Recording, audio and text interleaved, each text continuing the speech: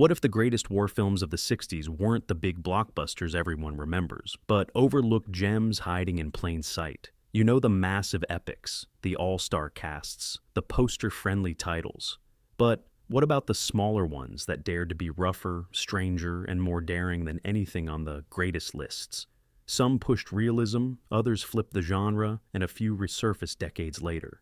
Let's uncover the forgotten war films that still pack a punch. The Blue Max, 1966.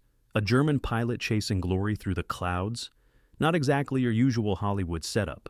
The Blue Max stands out because it's one of the rare war films that dares to tell the story from the German side of World War I. George Peppard plays Bruno Stackel, a working-class soldier who joins the air service in 1918, aiming to win the coveted Blue Max medal. To get it, he needs 20 confirmed aerial victories, and that obsession drives every scene. What makes the film unforgettable is the way it puts real vintage aircraft in the sky. Fox poured serious money into the production, building replica biplanes and flying them for real. No soundstage trickery. Director John Guillermin, with cinematographer Douglas Slocum, captures breathtaking sequences that feel more authentic than anything else from the decade. You can see why Peter Jackson later called it an inspiration for his own aerial combat scenes. But here's where it gets interesting. Critics at the time couldn't agree. They loved the visuals but found the melodrama heavy-handed, and the idea of following a German protagonist made the film harder to market in the United States.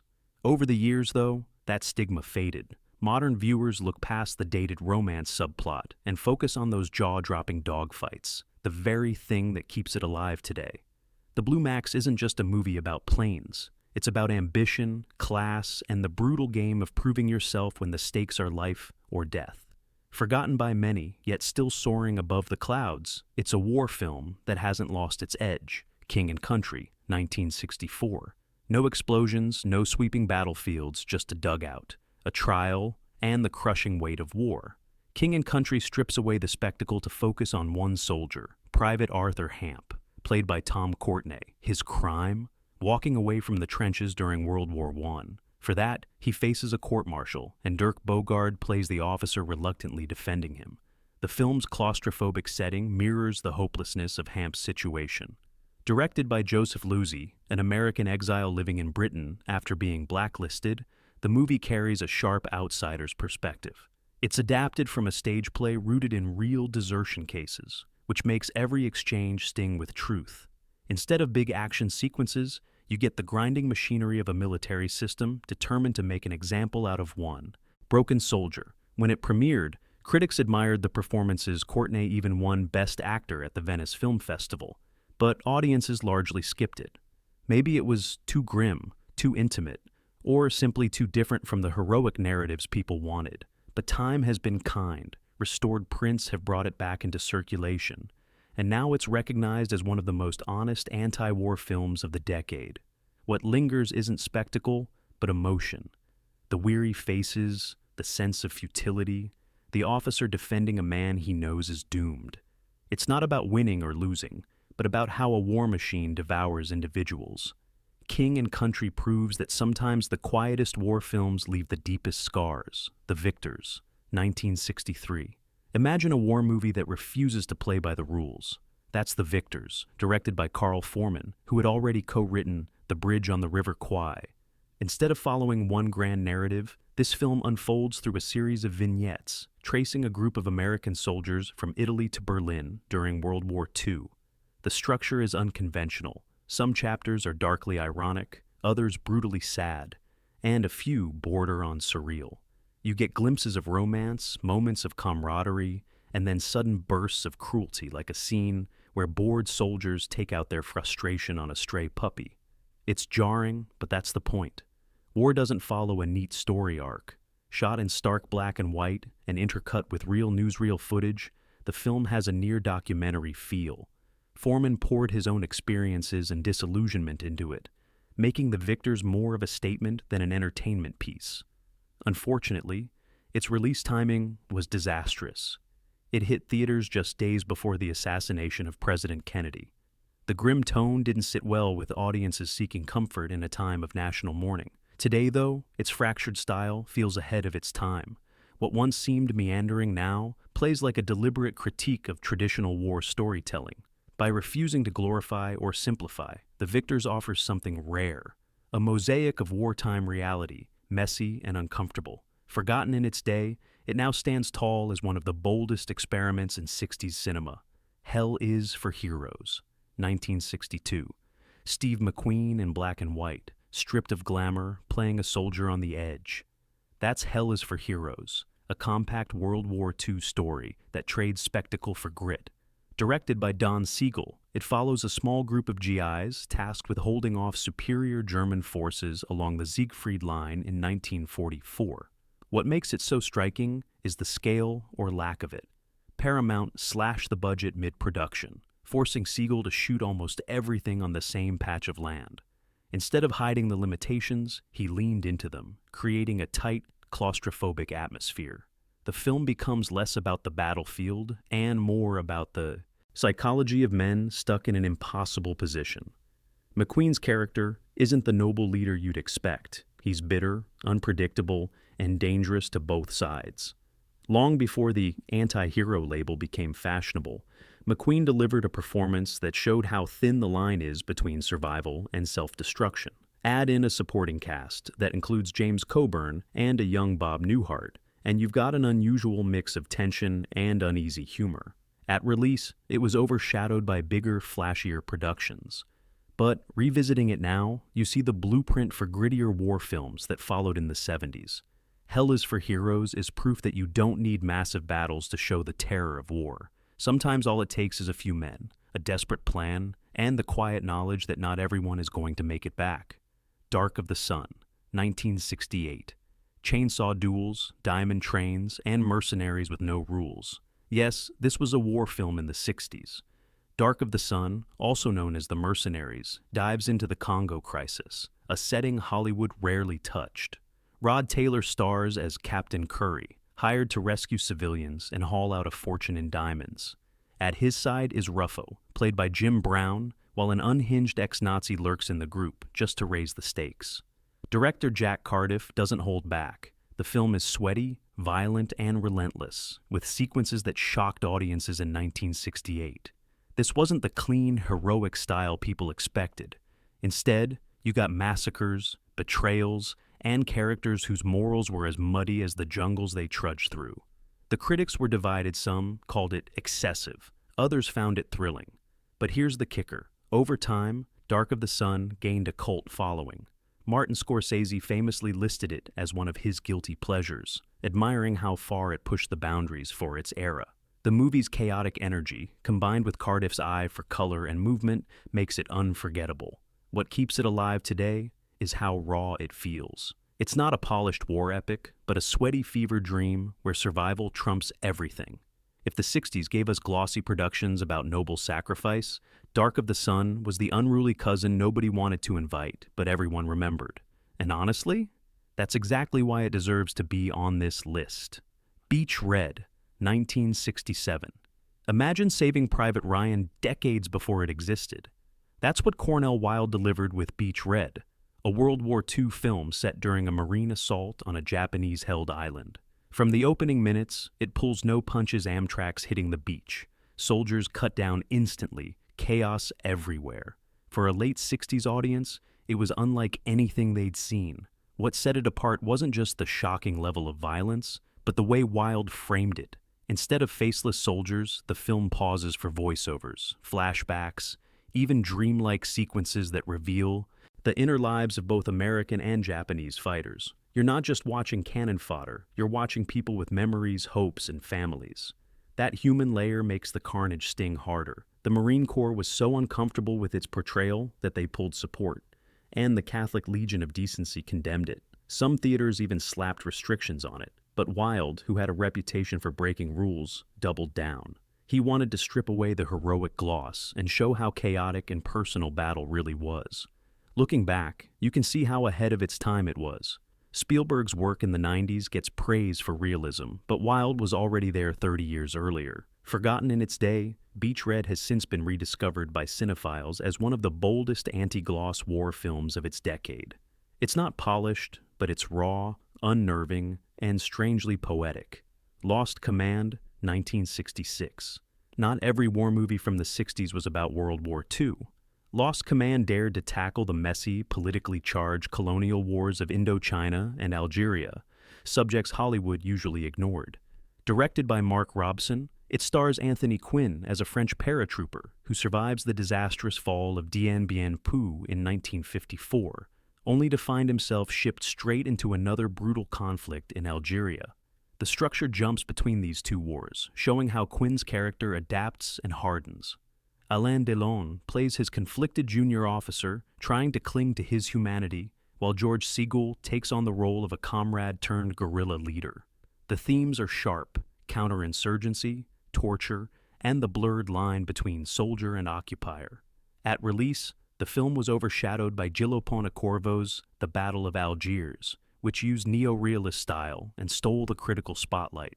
Lost Command, with its more traditional Hollywood approach, felt old-fashioned by comparison, but it remains one of the very few large-scale English-language films to even attempt grappling with those wars. Today, it works both as an action film and as a rare window into conflicts Western cinema mostly swept under the rug. Quinn gives it weight, Delon adds fire, and the scale of the set pieces makes it feel bigger than it's often given credit for.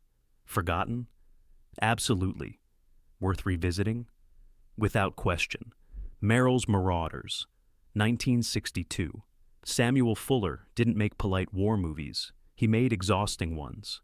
Merrill's Marauders is no exception, plunging audiences into the relentless grind of jungle warfare in Burma during 1944. Based on the real U.S. Army unit, the story follows Brigadier General Frank Merrill and his 1,000-strong volunteers slogging behind enemy lines on missions so punishing they became the blueprint for modern Army Rangers. Fuller, a veteran himself, poured authenticity into every frame.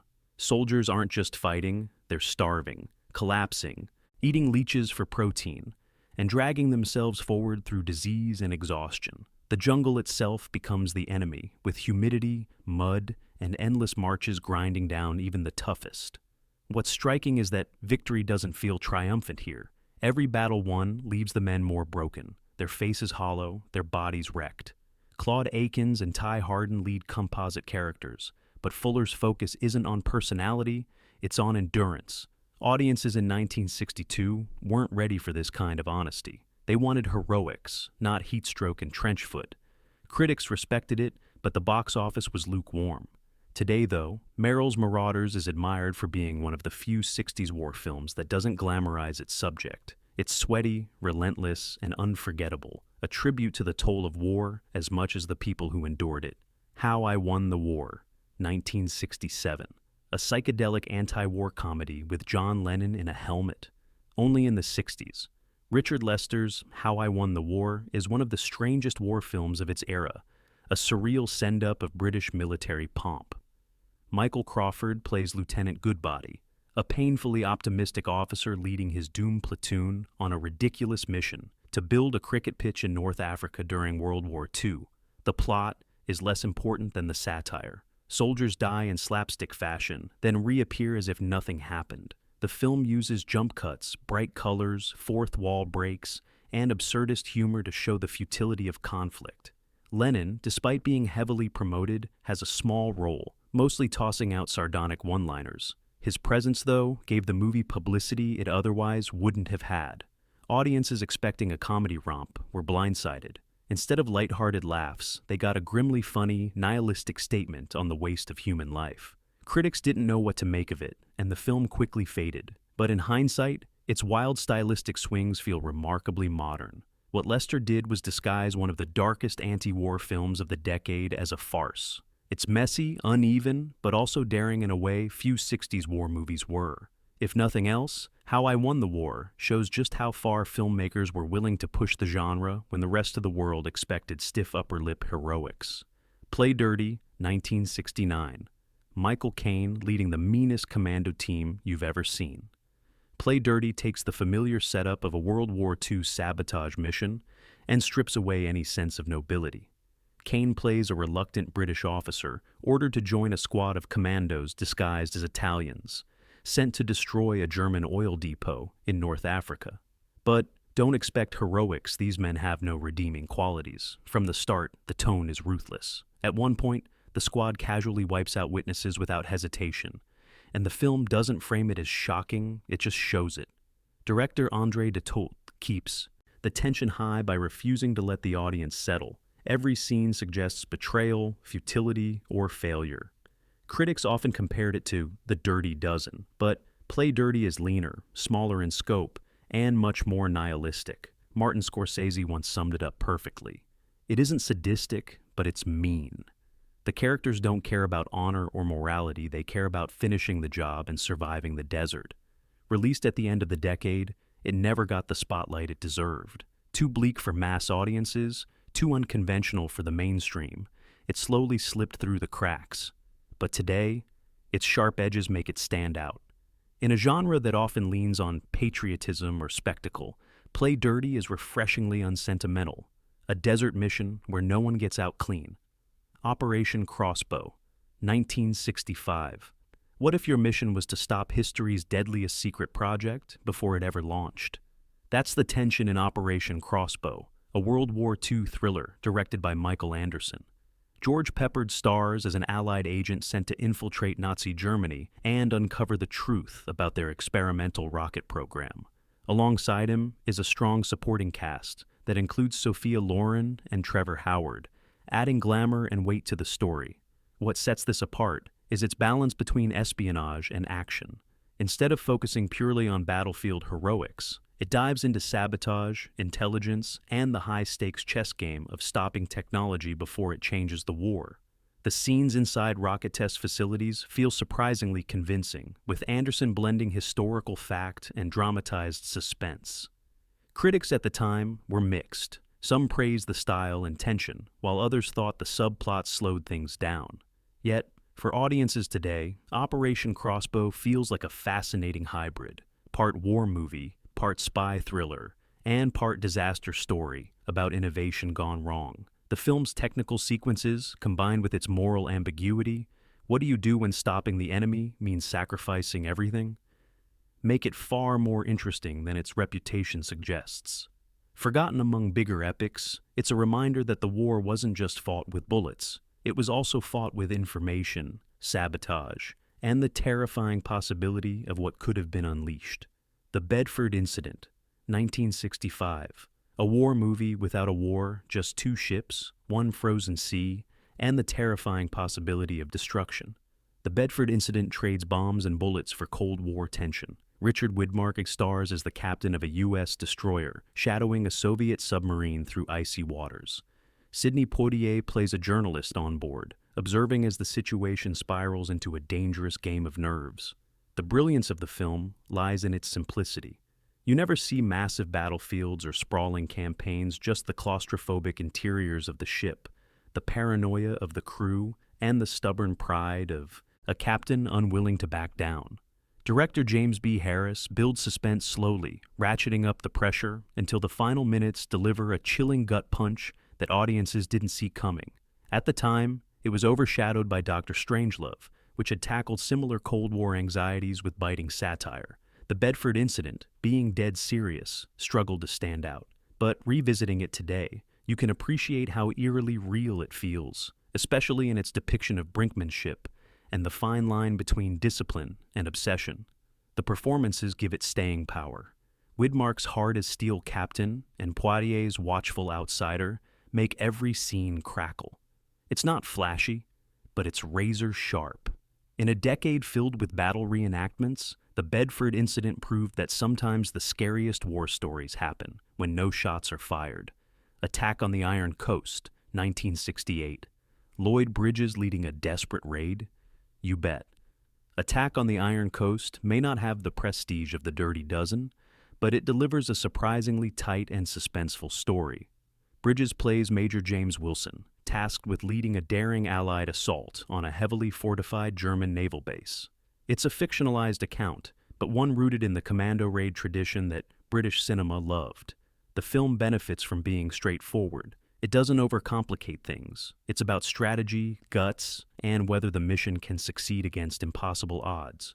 Bridges carries the movie with sheer charisma, giving Wilson both determination and doubt, while Andrew Keir adds grit as his skeptical second-in-command.